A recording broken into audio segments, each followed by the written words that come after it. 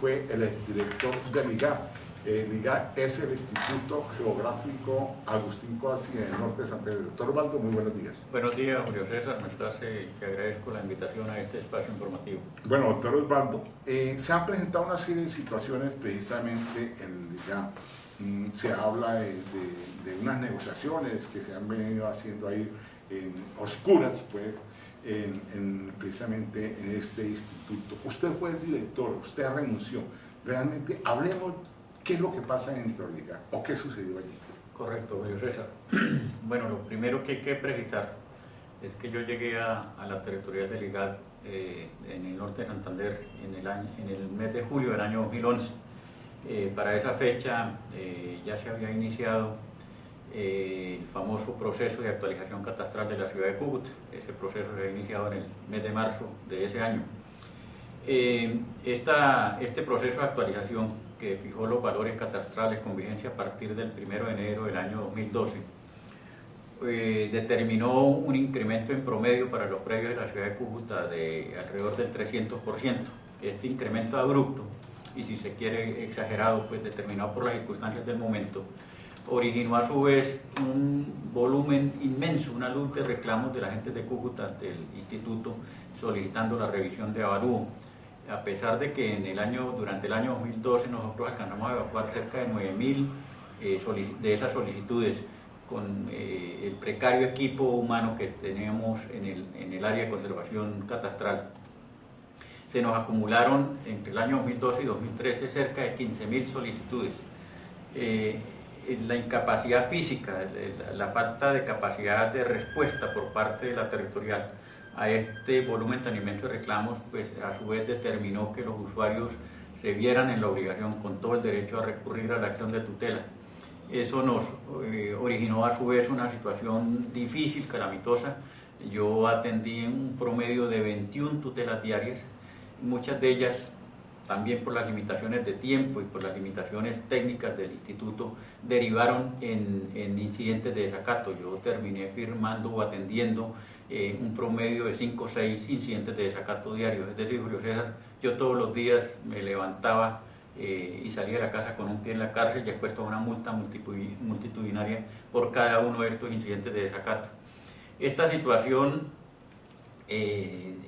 tan difícil, pues producto de esa carga laboral tan enorme, en mi caso pues originó quebrantos de salud. Yo presenté problemas cardíacos en el año 2013 que fueron objeto de un tratamiento producto del estrés que yo arrastraba en el instituto.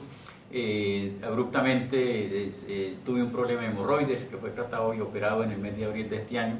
Y internamente la situación era bien difícil, estresante, calamitosa. Desafortunadamente a esta situación ya crítica se le sumó una situación interna que empezó a configurarse a partir del momento en que tomó posesión del cargo de director general del IGAC el señor Juan Antonio Nieto Escalante. Él, supeditado a unos compromisos políticos y por circunstancias muy particulares aquí en la ciudad, pues no pudo disponer de mi cargo, como sí lo hizo en otros departamentos, con otros directores territoriales.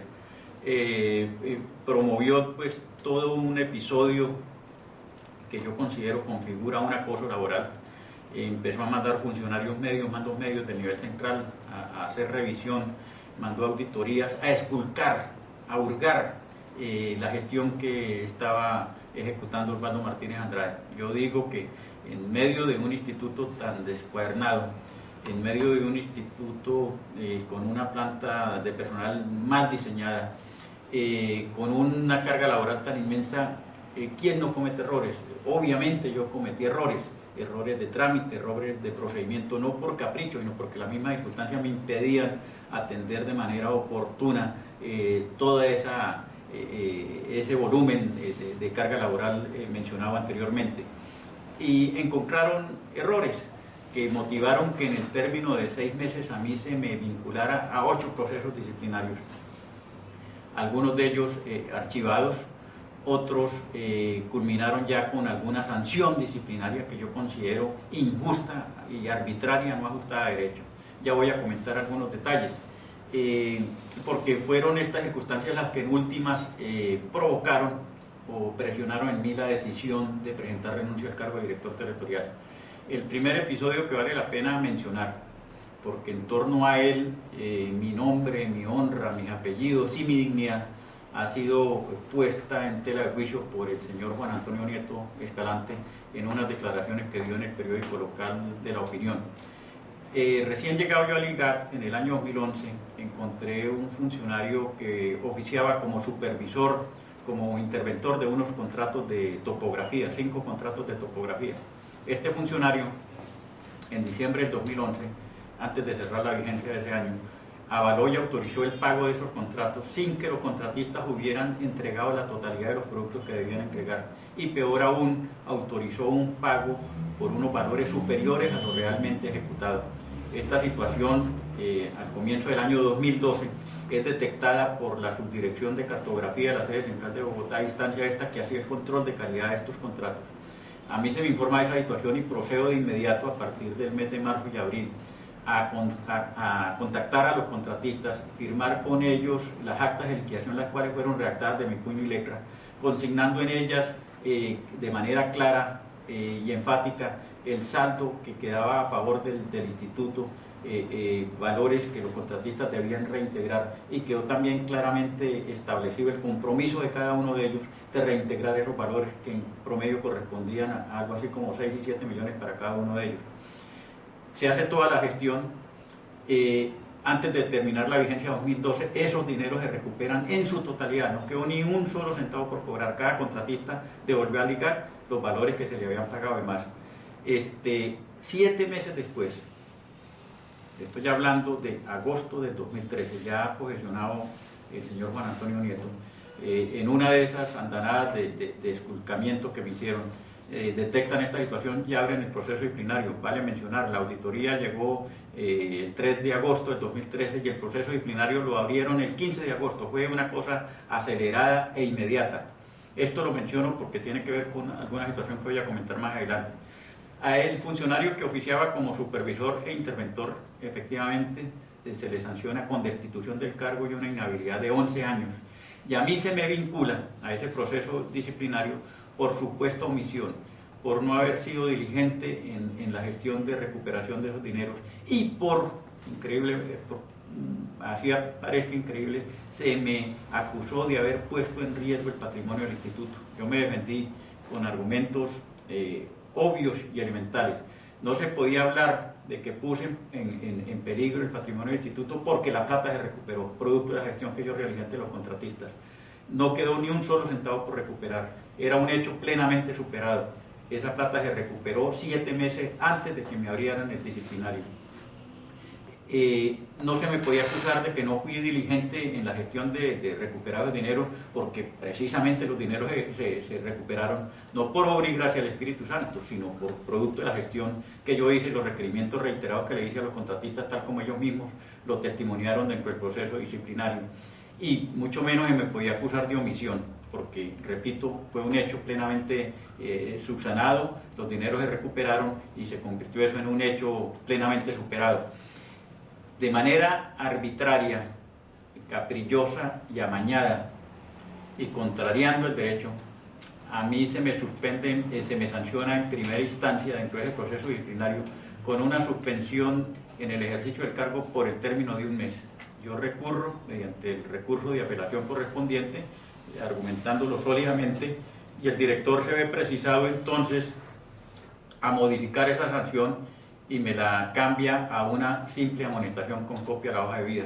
Esta sanción, excúseme Julio César la expresión, que es una sanción pendeja, que nada afecta mi futuro laboral en el ejercicio de la función pública, de todos modos yo la considero desmedida, la considero injusta. No se tuvieron en cuenta las circunstancias, no se tuvo en cuenta absolutamente nada. Fue una sanción que fue producto del capricho y del afán del director nacional por sacar a Osvaldo Martínez Andrade de la dirección territorial.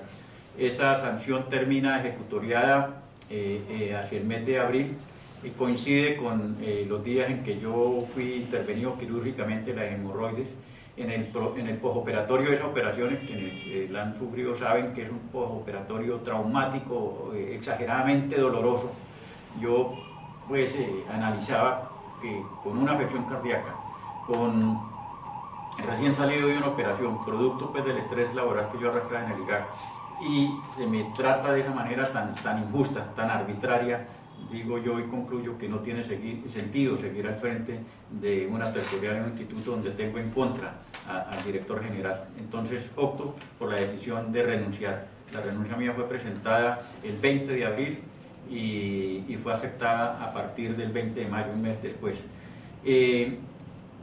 Lo curioso de toda esta circunstancia es que en las declaraciones del señor Nieto Escalante en el periódico La Opinión, si usted recuerda el título, Julio César, era un título grande en primera página: corrupción en el IGAC, destituidos 2 funcionarios inhabilitados 11 años, y abajito decías exdirector territorial sancionado con una amonestación a la copia de hoja de vida. Se me hace aparecer a mí como incurso en un hecho de corrupción, cuando lo mío, en el peor de los casos y en gracia de discusión, fue un error de trámite, un error de procedimiento, no un acto de corrupción. Yo me siento ofendido en mi dignidad, me siento ultrajado, veo que los apellidos de mi papá y mi mamá están en entredicho, fueron de manera irresponsable puestos en tela de juicio por parte del director general del IGAC. Y curiosamente, si ustedes, Julio César, y los oyentes que tienen buena memoria, hacer un recorderis de los registros noticiosos en el mismo periódico La Opinión, quien ha sido precisamente el que ha denunciado actos de corrupción en el IGAT fue precisamente Osvaldo Martínez. En el IGAT, en esta territorial, no solamente en esta territorial, en general en el instituto, se han ideado un grupo, una camarilla de corruptos, y en esta territorial eso, hay antecedentes que van hasta 10 o 15 años atrás. Hay procesos que son hoy en día materia de investigación penal por eventos ocurridos 10 años atrás. Y yo encuentro una situación vigente de corrupción. Los hechos que fueron de mi conocimiento de inmediato fueron demandados penalmente a la Fiscalía, otros fueron puestos en conocimiento de la Oficina de Control Interno Disciplinario del IGAC para las acciones del caso.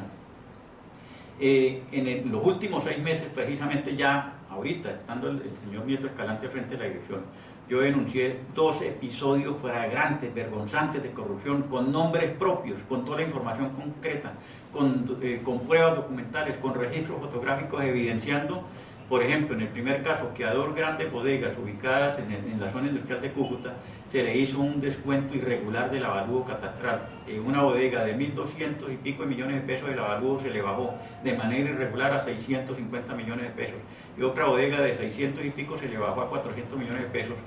Yo tuve oportunidad de ir personalmente a esa bodega acompañado de 2 funcionarios. Elaboramos un informe técnico con registro fotográfico evidenciando que esos descuentos de avalúo fueron hechos de manera irregular, seguramente a cambio de dinero, a cambio de dávila, como es la costumbre dentro del área de conservación catastral de la Territorial Norte de Santander.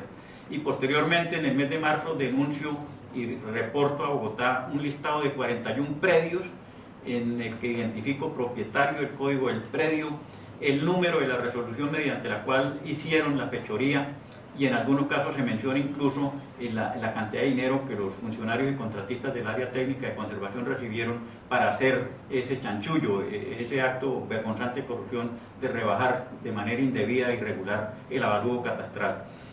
Ante estos 2 hechos evidentes de corrupción, ahí sí el señor Juan Antonio Nieto no ha adelantado la más mínima acción de investigación disciplinaria. Han transcurrido 8 y 4 meses para cada uno de estos casos denunciados y no se ve ninguna intención de adelantar, porque de por medio yo sé que en esos actos de corrupción están vinculados directa o indirectamente personas vinculadas al IGAC por el mismo doctor Juan Antonio Nieto Escalante. Entonces, lo que yo deduzco es que la noticia que se difunde de manera escandalosa, en el que se me hace aparecer a mí incurso en un supuesto acto de corrupción, no es más que una cortina de humo para tratar de ocultar los hechos reales de corrupción que hay ahí al interior del IGAC. vale aclarar en este momento, Julio César, porque mucha gente se puede preguntar, bueno, pero usted era el director, usted era el responsable de la territorial, usted debía tener conocimiento de esos actos de corrupción si es que no participaba en ellos, me han dicho algunos en la calle. Los procedimientos establecidos en el IGAC impiden que el director territorial tenga participación en la atención de los trámites catastrales. Los trámites catastrales que en esta territorial suman cerca de 40.000 trámites que se evacúan en un año, son atendidos y son responsabilidad única y exclusiva del funcionario responsable del área técnica de conservación catastral. Y es muy difícil tener un control sobre 40 o 50.000 resoluciones que se piden año a año. El director territorial en alguno de esos trámites oficia en segunda instancia para atender los recursos de apelación cuando el usuario los interpone, de tal modo que el director territorial se ve cohibido de intervenir en esa etapa inicial de atención de un trámite catastral, porque se inhabilitaría para atender la segunda instancia, y ahí sí estaría en curso en un acto que daría lugar a una sanción disciplinaria. Los hechos de corrupción que yo conocí fueron productos de llamadas anónimas o entrega de información anónima. Yo concluyo que algún funcionario contratista al que no le dieron participación en la coima, o le dieron muy poquito, o porque se dio cuenta que otros recibieron y él no recibió nada, por puro resentimiento, se decidió informar en un caso por llamada anónima a mi teléfono celular, desde un teléfono minutero, y en el otro caso a través de un documento dejado en el garaje de mi casa, también de manera anónima. Sea lo que sea, son hechos que fueron puestos en conocimiento de la sede central del IGAC a través de la Oficina de Control Interno y de Control Interno Disciplinario, y hasta el momento, repito, 4 y 8 meses después, ahí sí no se ha mostrado ninguna diligencia. Es que el caso mío, que fue un caso pendejo, que es un chiste al lado de estos casos de corrupción que yo menciono, sí se despachó en 6 meses. A mí me adelantaron un proceso disciplinario, aquí venía, cada vez que me iban a notificar un auto dentro de ese proceso, venía una fronda de funcionarios, venía la responsable de Control Interno Disciplinario, que es la secretaria general de IGAC, acompañada de 4 o 5 abogados más, en una actitud intimidatoria, en una actitud de presión y de guerra psicológica. Ahí sí fueron diligentes, en 6 meses despacharon ese proceso, y que repito, el episodio mío, que fue un error de trámite, un error de procedimiento, es una caricatura, es un chiste, al lado de esos episodios de corrupción que yo he denunciado y en torno a los cuales el director general Nieto Escalante no se ha preocupado en adelantar ninguna acción disciplinaria. Entonces, ¿cuál es el postín que él se quiere dar de que es el adalid de la lucha contra la corrupción? Que lo demuestre con hechos. En estos momentos, Julio César, yo estoy consultando con un grupo de abogados amigos varias acciones. Una de ellas es recurrir ante el contencioso administrativo para, en procura de una acción de nulidad y restablecimiento de derecho con respecto a la sanción que se me impuso de amonestación con copia de la hoja de vida. Suena una sanción pendeja, pero por el hecho de considerar que el señor Nieto Escalante actuó de manera arbitraria y malintencionada en contra mía, por eso voy a interponer esa acción. La segunda es ya en mi condición de ciudadano del común, de cucuteño, recurrir a la Procuraduría General de la Nación a través de la oficina regional, dándole a conocer estos 2 episodios de corrupción que he mencionado, para que la Procuraduría haga uso del control preferente que tiene como máxima autoridad en materia disciplinaria en el país, y asuma ella esas investigaciones disciplinarias con todas las consecuencias penales a que haya lugar. Y la tercera acción de tipo penal que voy a emprender es una acción penal, una denuncia penal contra el señor Juan Antonio Nieto Escalante por injuria y calumnia en contra de Osvaldo Martínez, en contra de la dignidad de Osvaldo Martínez. Usted recuerda que yo no es el primer cargo que ocupo. Yo hace 20 y pico de años fui secretario de Obras Públicas del Departamento Norte de Santander, en la gobernación del doctor Antonio José Lizarazo Campo. Posteriormente fui por 6 años director territorial de DINURBE, y ahorita último ocupé, me hacía un concurso, yo no llegué allá por palanca ni por recomendación de nadie, me gané un concurso bien ganado compitiendo contra 35 personas más que se presentaron, y hoy fui objeto, pero no producto de un craso error mío, ni producto mucho menos de un acto de corrupción, sino producto de la intolerancia, de la injusticia y de los caprichos de quien hoy ocupa para de fortuna del instituto el cargo de director general del IGAC. Bueno, muy amable el doctor Osvaldo, ha sido muy amplio en la exposición que ha hecho precisamente de la situación del IGAC. Pues solamente una pregunta, si usted recuerda, en todo este carrusel que ha habido entre el interior del IGAC, ¿cuántos predios de la ciudad de Cúcuta? Porque estamos hablando, usted me habla de las bodegas grandes, pero uno escucha al común de la gente, el de la casa de la Quinta Oriental, el de la casa del de la Ceiba, el de Atalaya, el de Guaymaral, no, que me sobrevalaron el predio, y otros pues, se los están bajando. Entonces uno con todo lo que se ha presentado, con todo lo que usted ha explicado, uno dice, también llega a ese tipo de corrupción en ese tipo de predios pequeños de casa. Eso es cierto, César, desafortunadamente eso es cierto. Desafortunadamente la gente que se entera de esas circunstancias no denuncia. Repito, es muy difícil ante un volumen tan inmenso de trámites catastrales saber con certeza cuál de ellos ha estado invadido de un trámite ilegal para cometer una fechoría. Vale mencionar aquí, mire, Julio César, el hecho de que los avalúos después del proceso de actualización catastral del 2011 se hayan incrementado no quiere decir que el avalúo está mal hecho. De todos modos, la gente tiene el derecho a reclamar. La gente ha venido reclamando, presentando mediante un derecho de petición la solicitud de revisión de avalúo. La incapacidad física de la territorial de atender esos reclamos no excluye el derecho que le asiste a la gente para insistir en que se le revise el avalúo. Y si hay alguna inconsistencia en términos normales y legales, pues se debe corregir esa consistencia y ajustar el avalúo catastral a las verdaderas condiciones del predio. Si una vez interpuesto el derecho de petición, se vencieron los términos y no se atendió, pues la gente, es lamentable decirlo, le toca y tiene el derecho a recurrir a la acción de tutela.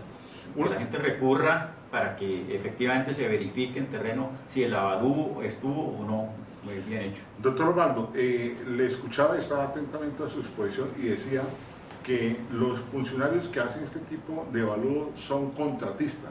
La pregunta va, ¿hay alguna preparación especial pues, para este tipo de funcionario, ya que es contratista y me va a evaluar a mí, a la hora de evaluar se trata de plata, o quién llega a ese tipo de puesto? Pues?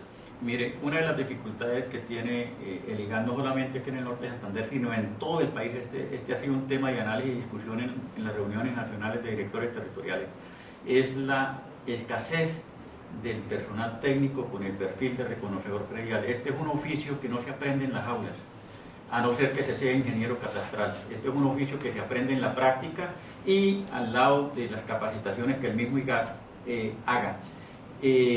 En el área de conservación catastral existe ese problema, que ese perfil que exige una experiencia de mínimo 3 años. Apenas hemos conseguido 7, 8 personas que cumplan ese perfil. Esa es una de las dificultades, porque con este número tan reducido de personal es imposible físicamente atender ese volumen tan grande de solicitudes de revisión de avalúo. Eso a su vez es una circunstancia que ha inspirado el hecho de corrupción, porque esta gente se ha convertido casi que en imprescindible, porque no hay quien lo reemplace.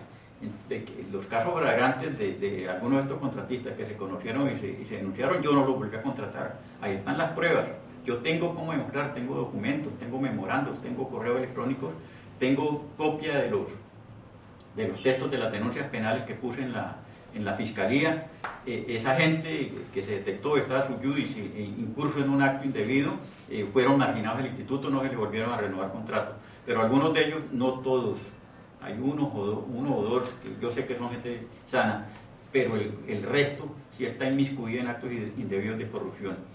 Bueno, doctor Osvaldo, ha sido clara la exposición que usted ha hecho precisamente a la gente del norte de Santander a través de la 1160 de Radio San José. Una última cosita, sí, permítame, miren, yo aprovecho y abuso de su gentileza para decirle al director general del IGAC, al señor Nieto Escalante, para decirle a cualquier funcionario del IGAC, a cualquier contratista del IGAC o a cualquier usuario, que si tienen la más mínima evidencia, si tienen la más mínima sospecha de que Osvaldo Martínez Andrade estuvo incurso en algún acto de corrupción, que no salgan a hacer alaraca a la prensa, que vayan directamente a la fiscalía y pongan la denuncia penal. para que sea la misma investigación penal la que despeje alguna duda y me den a mí la oportunidad de demostrar con hechos que precisamente fui yo quien denunció los actos de corrupción y que nunca estaba en curso en un acto de corrupción. Bueno, doctor Osvaldo, no nos queda sino decirle que cuando usted coloque ante la Procuraduría precisamente la denuncia que lo va a hacer, nos haga llegar a agendaldia.net para leer precisamente sobre esta denuncia. Llegamos al final ya, son las 9 en punto de la mañana, el tiempo aquí es oro, pero se le agradece por estar aquí acompañándonos en agendaldia.net y cuando quiera los micrófonos de agendaldia.net están abiertos para usted, doctor. Muy amable, si yo oportunamente haré llegar copia de los documentos de la demanda que pondré ante la Procuraduría para la investigación disciplinaria, de la demanda penal contra el señor Nieto Escalante por injuria y calumnia, para pues, que la gente de Cúcuta tenga la oportunidad de conocer la otra versión de los hechos. Bueno, muy gentil a todos los oyentes de agendaldia.net. En el máster nos acompañó